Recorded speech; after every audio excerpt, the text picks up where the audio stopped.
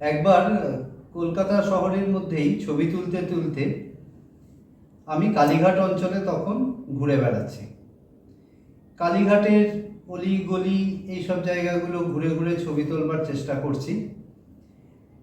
হঠাৎ কি খেয়াল হলো, মাদার টেরেসার নির্মল হৃদয়ে ভাবলাম ঢুকে গিয়ে ছবি করব।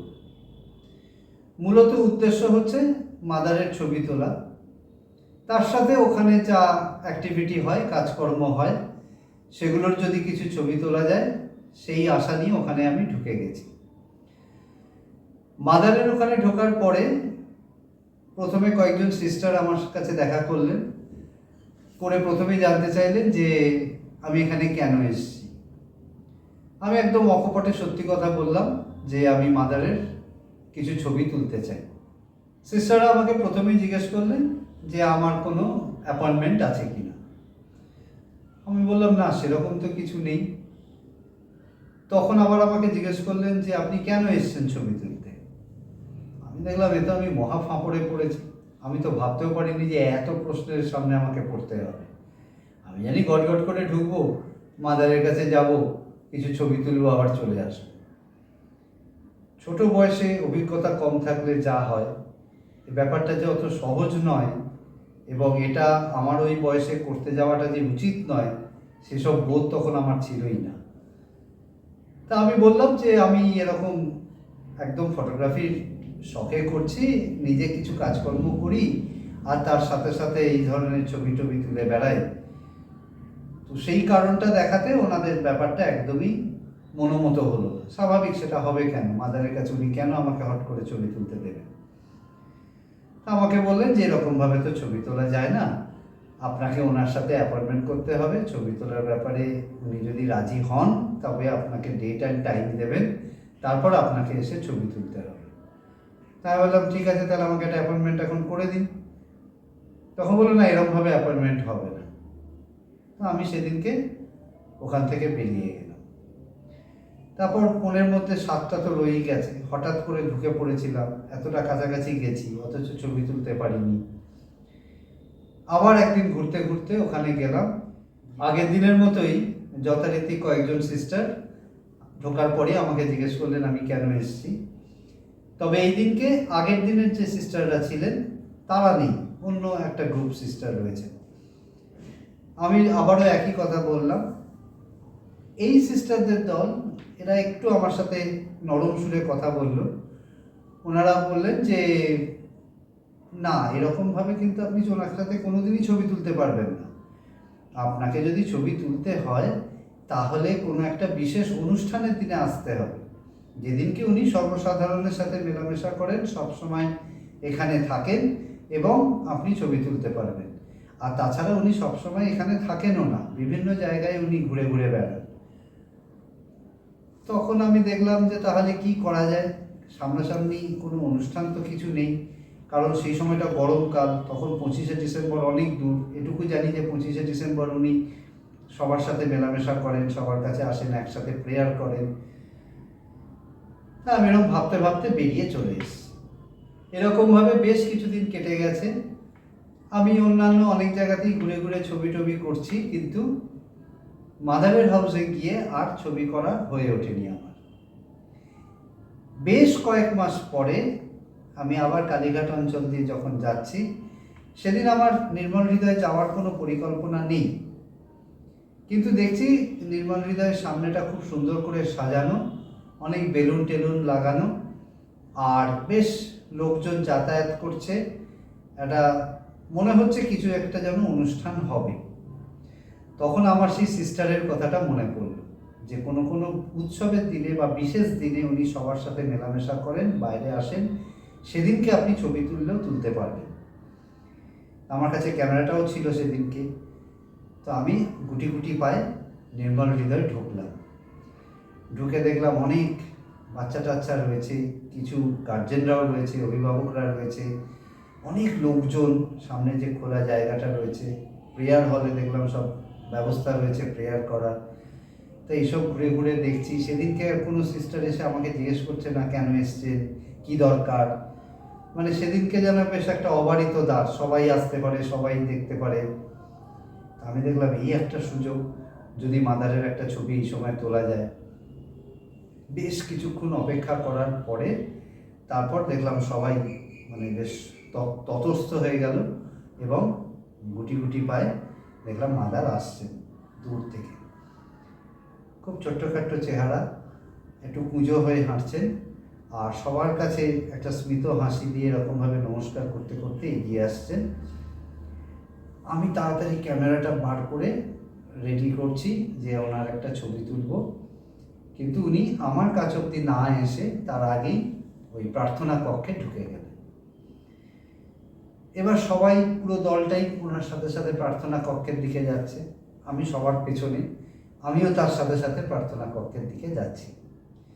এবার ওই পুরো ভিড়টা প্রার্থনা কক্ষে ঢুকে যাওয়ার পরে আমি যখন সবার শেষে গিয়ে পৌঁছেছি, আমি তখন অনেকটা দূরে, আর আমি দেখতে পাচ্ছি মাদার আমার থেকে একদম সামনে, পুরো ভিড়টার সামনে উনি রয়েছেন, এবং ওনাকে ঘিরে অনেক সিস্টার রয়েছেন, আর তার মধ্যেই উনি কিছু কাজকর্ম করছেন, কথাবার্তা বলছেন, আর অনেক রকম ব্যস্ততার চারদিকে পরিবেশ আর কি।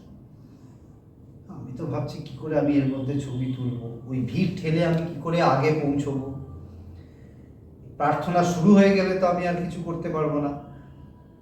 এরকম ভাবতে ভাবতে আমি একটু একটু করে ভিড়টা কাটিয়ে কাটিয়ে কাটিয়ে কাটিয়ে সামনে যাওয়ার চেষ্টা করছি। আর আমার কাছে তখন যে ক্যামেরা আছে ওই FM10, তার একটাই লেন্স, তাতে খুব বেশি দূর থেকেও কিছু ছবি তোলা যাবে না। বেশ কিছুটা কাছে যাওয়ার পরে হঠাৎ করে মাদার দেখলাম ওই প্রার্থনা কক্ষেই সামনে দিয়ে হেঁটে চলে যাচ্ছে। তাড়াতাড়ি আমি ক্যামেরাটা বার করে ওনার কাছে ছবিটা তোলবার জন্য এগোতে যাব, আরেকজন সিস্টার এসে আমাকে এরকমভাবে হাত দেখিয়ে না করে চলে গেলেন। তো উনি কিছুটা চলে যাচ্ছেন, সে সময় আমি একটু জোর গলাতেই বললাম, mother can I take a one picture. তো উনি তখন আমার দিকে এরকম ঘুরে তাকিয়েছেন, তাকিয়ে একটা কিছু বললেন যেটা আমি শুনতে পাইনি। প্রচণ্ড আস্তে কথা বলেছেন, অতি মৃদু স্বরে, সেই হাসিটা মুখে লেগে আছে, কিন্তু ডাইরেক্টলি আমার চোখের দিকে তাকিয়ে উনি কথাটা বললেন, এবং আমি বেশ বুঝতে পারলাম যে উনি এটা আমাকেই বলেছেন। বলে উনি হেঁটে চলে গেলেন। তা আমি তো হতভম্বের মতো দাঁড়িয়ে আছি, শাটার মারতেও পারলাম না, ছবিও তুলতে পারলাম না। তারপর আবার কিছুক্ষণ পরে উনি অন্য একটা দরজা দিয়ে দেখলাম সেই প্রার্থনা কক্ষে এলেন, সেই ভিড়টা তার সাথে সাথে চলছে, প্রার্থনা হলো, আরও অনেক কিছু হলো, বিভিন্ন রকম অনুষ্ঠান হলো, কিন্তু আমার আর সেগুলোর দিকে খুব একটা মন নেই। আমার একটুখানি মনটা ভেঙেই গেছে যে এত সামনে থেকে ওনাকে পেলাম, অথচ আমি ছবিটা তুলতে পারলাম না। উপরন্তু উনি কি একটা বললেন সেটাও আমি জানতে পারলাম না, বুঝতে পারলাম না। তারপরে পুরো অনুষ্ঠানটা হয়ে যাবার পরে উনি চলে গেলেন। এবার ভিড়টা আস্তে আস্তে হালকা হচ্ছে। তা আমি ভাবছি যদি কোনো সুযোগ আসে, পরে যদি আবার একটুখানি ওনাকে পাই সামনে, তাহলে একটা ছবি তোলবার চেষ্টা করব। মানে ক্ষীণ আশা তখনও মরতে মরতেও বেঁচে আছে যে একটা ছবি যদি ওনার পাওয়া যায় আজকের দিনটাতে। সেদিনকে আসলে একটা স্পেশাল প্রেয়ারের কিছু অ্যারেঞ্জমেন্ট হয়েছিল, সেটা খুব ডিটেলস আমার কাছে তখন ইনফরমেশন ছিল না, বা এখনও আমার মনে নেই, কিন্তু সেদিনকে একটা স্পেশাল কিছু চলছিল, যার জন্য উনি সবার কাছে এসেছিলেন, কথা বলছিলেন, মিট করছিলেন।